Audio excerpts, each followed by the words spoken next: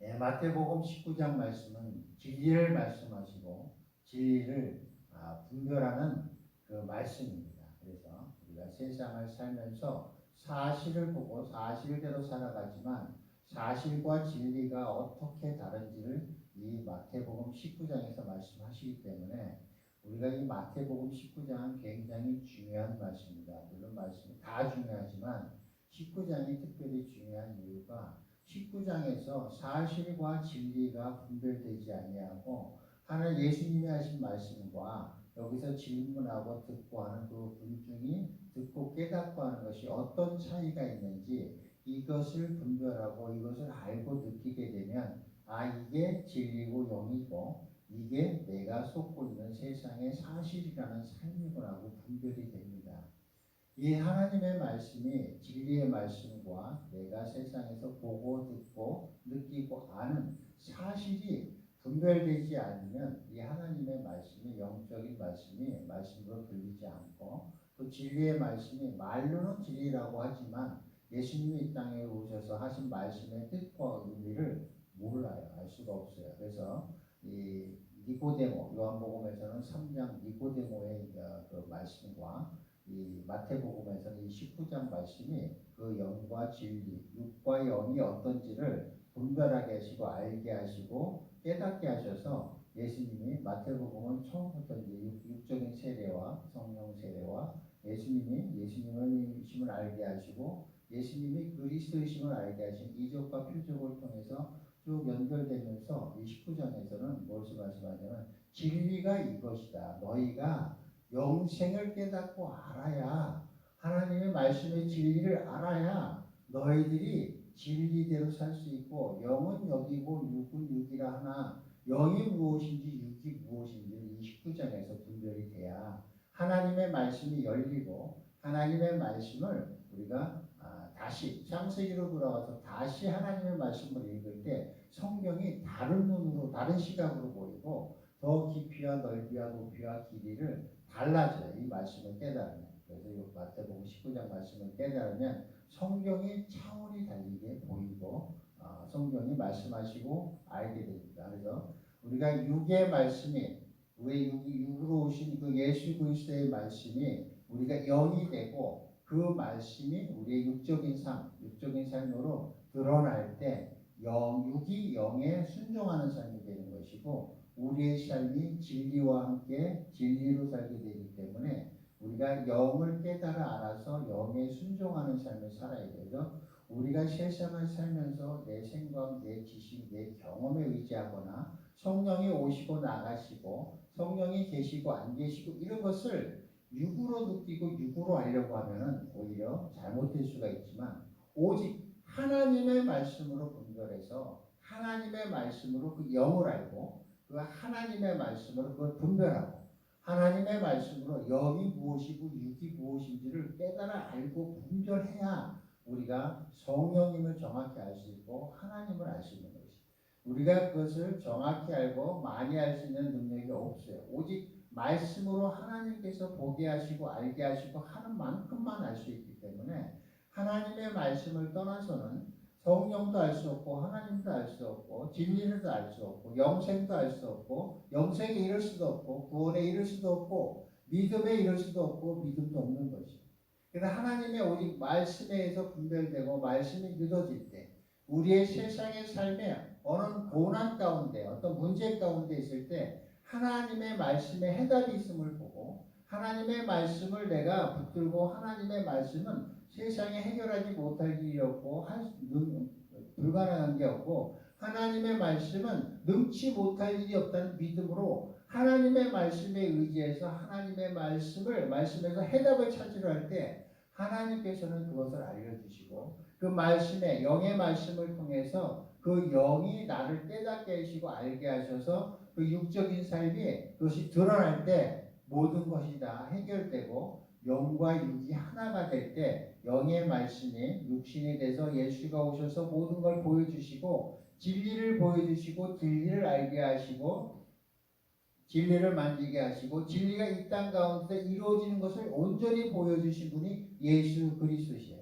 그래서 우리의 삶 가운데 내 가족의 문제, 내 삶의 문제, 내 영의 문제, 내 혼의 문제, 내 육의 문제, 모든 문제는 이 하나님의 말씀 속에서 해답이 있다고 생각하고 그것은 믿고 하나님의 말씀에 의지해서 성경을 읽고 또 읽고 내가 기도하고 나아갈 때 하나님께서는 그 말씀 우리 심령 가운데 살아있는 느낌으로 주세요. 그 말씀을 붙들고 우리가 기도하며 나아갈 때 우리의 모든 문제가 다 해결되고 하나님의 말씀은 능력이 있으며 하나님의 말씀은 능치 못할 일이 없다는 것을 우리의 삶을 통해서 그걸 증명하고 경험하고 깨달아 알아야 하나님의 말씀이 진리의 말씀이고 생명의 말씀이고 하나님의 말씀이 내 삶과 구별된 다른 말씀이 아니라 내 삶 가운데 하나님의 말씀이 생명이 되고 그것이 살아있고 진짜 산자의 하나님이 되고 그것이 우리 삶 가운데 드러나야 우리가 하나하나 하나님에게 의지하며 모든 문제가 해결받을 때 하나님이 나와 함께 하시며 하나님의 말씀이 살아있으며 살아있는 그 말씀이 나의 아버지가 되시고 나의 구원자가 된 예수가 되시고 그 나 깨닫게 하시고 나를 인도하시고 알게 하실 분이 성령님이신지를 말씀을 통해서 우리는 깨달아 알고 경험하고 우리 삶 가운데 그게 나타나고 드러나야 됩니다. 그것이 우리가 여기에서 육은 육이요 영은 영이라는 말씀입니다.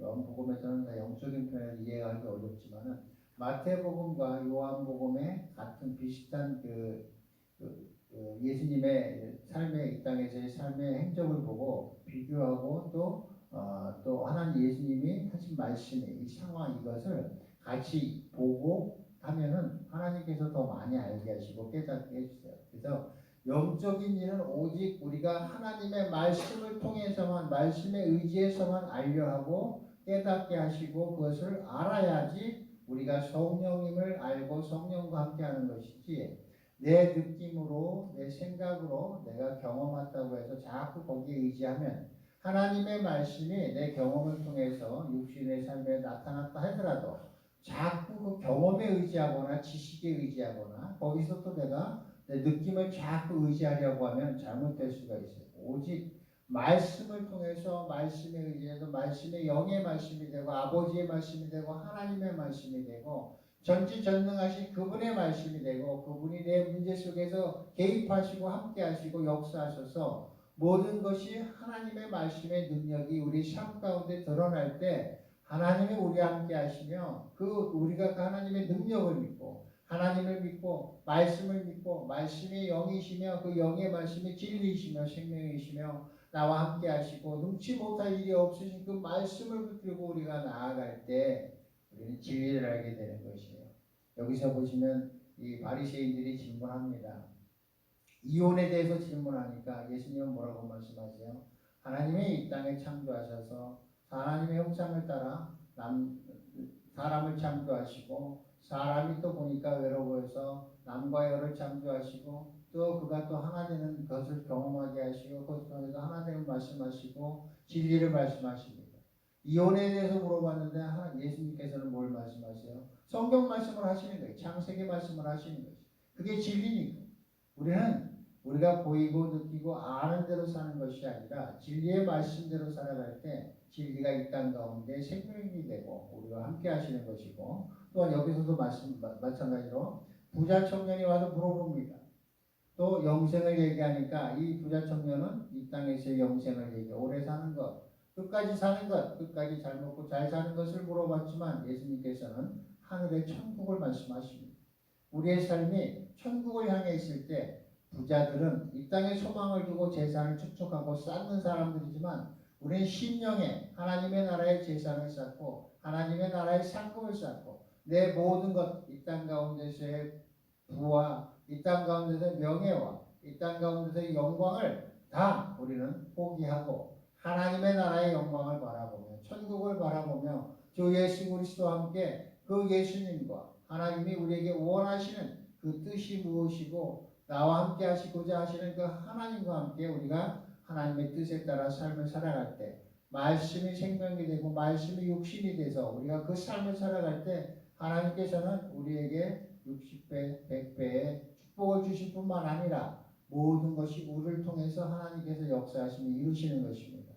그래서 우리가 하나님의 말씀에 의지해서 산다는 것은 우리의 삶을 우리가 잘은 모르지만, 아니 전혀 모르지만, 알 수도 없지만, 믿음도 없지만 오직 하나님의 말씀을 붙들고 내가 이 문제를 해결받으리라는 말씀으로 그 말씀을 믿고 하나님의 말씀이 능력이 있다는 것을 믿고 말씀을 보고 기도하며 자꾸 하나님께 의지할 때 하나님께서는 그 말씀을 살아있는 말씀으로 우리에게 우리의 삶 가운데 역사하시고 그 문제 해결을 통해서 하나님의 살아계심을 알게 하시고 하나님의 살아계심을 보게 하시고 느끼게 하셔서 하나님의 말씀은 언제나 능치 못할 일이 없다는 것을 보여주십니다. 우리가 얼마나 주님의 말씀을 믿고 말씀에 의지하며 말씀에 우리 모든 문제를 해결해 준다는 그 믿음이 있느냐, 그것은 우리의 삶을 통해서 하나님께서 보여주십니다. 우리가 아무리 이 땅 가운데서 과학적으로 우리 생각으로 능치 못할 일이 없다 하더라도 하나님의 말씀은 안 되는 일이 없고 하나님의 말씀으로 모든 것이 가능하며 천지를 창조하시며 천지를 없애시기도 하고 창조하시기도 하고 우리를 있게도 하시고 없게도 하시는 그분의 능력을 믿고 우리가 그분의 말씀을 의지하며 나아갈 때 하나님께서는 우리의 작은 문제 해결을 통해서 내가 살아있음을 보여주시고 우리가 하나님의 말씀이 능력이 있음을 보여주시는 것을 우리는 믿고 거기서 답을 찾아야 합니다. 우리 기독교는 경험하는 종교라고 말씀하십니다. 우리는 하나님의 능력을 경험하며 하나님을 보고 하나님을 느끼고 하나님과 함께하며 그것을 말씀 속에서 보고 말씀 속에서 느끼고 말씀 속에서 그 능력을 따라 우리가 살아갈 때 하나님께서는 네가 나를 사랑한다. 내가 너를 사랑한다. 네가 내 안에 있다. 내가 네 안에 있다. 이런 말씀을 하시고 그 말씀이 우리에게 이 말씀을 통해서 믿어지고 함께할 때 하나님께서는 우리의 모든 것을 주관하시고 역사하십니다. 내 생각, 내 지식을 내려놓지 못하면 하나님이 역사할 수가 없습니다.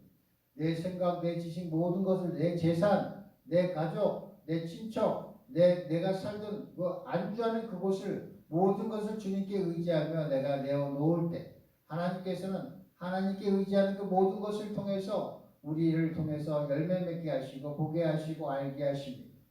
우리가 하나님의 말씀 속에 진리가 있으며 하나님의 말씀은 하나님의 우리를 아버지라고 부를 수 있는 것은 그 말씀의 능력을 믿고 그 말씀의 능력에 의지하고 그분이 나를 인도하시고 그분이 나의 모든 것을 책임지시고 그분이 나의 모든 것을 주관하신다는 것을 믿기 때문에 우리 주님이라고 부르고 우리 아버지라고 부르고 우리는 기도하며 말씀을 보고 나아가는 것입니다.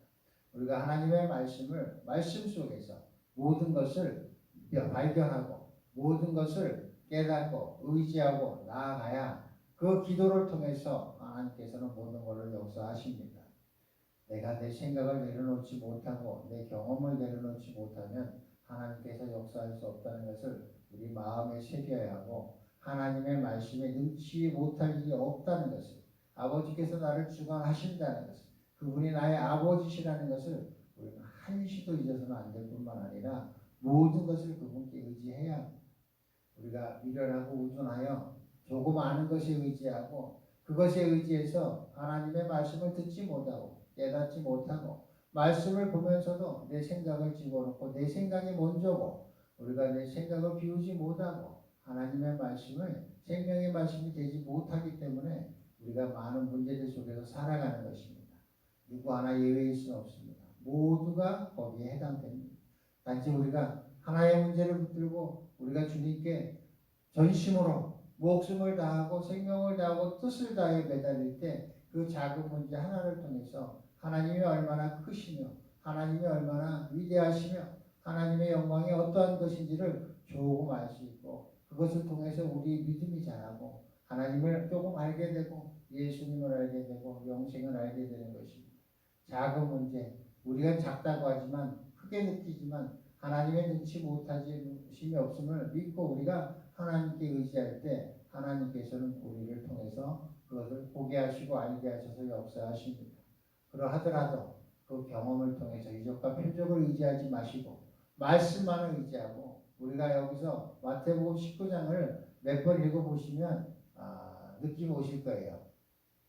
그러니까 기도하고 읽으시면 올 거예요. 하나님과 이 질문하는 사람, 니고데모라든가 여기 부자 청년이라든가 이 바리새인들이 하는 말과 예수님이 말씀하시는 거랑 분명히 다른 곳을 쳐다보고 다른 이야기를 하는 느낌을 받으실 거예요.